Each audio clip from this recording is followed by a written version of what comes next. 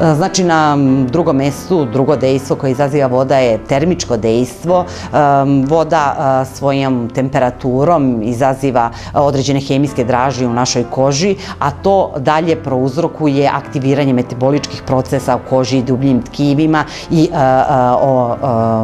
reparaciji i obnavljanje tkiva koja su oštećena. I treće najvažnije dejstvo vode je u svakom slučaju hemijsko dejstvo za svaku termomineralnu vodu, pa i za trepčansku. Znači, taj hemijski sastav opredeljuje naravno to indikativno područje na koje voda može da deluje, tako da, znači, sam taj hemijski sastav i ono što sam već pomenula,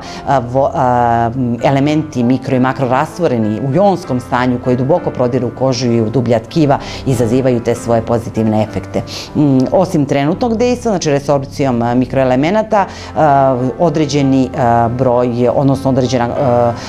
koncentracija tih mikroelemenata zadržava se u koži i ima produženo dejstvo, znači oni se polako, lagano, kako bi rekla, otpuštaju iz kože, prolaze do dublja tkiva i deluju i posle boravka u termomineralnoj vodi.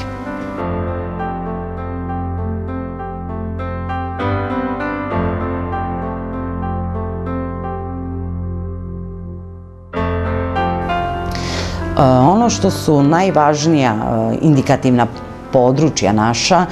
su podeljene u stvari u 4 grupe. Na prvo mesto, znači već pomenute neurološke bolesti po kojima smo najpoznatiji, multipla skleroza o kojoj sam već pričala, a na drugom mestu i druge, mislim u principu i druge neurološke bolesti kao što su stanja posle preležanih encefalitisa, mijelitisa,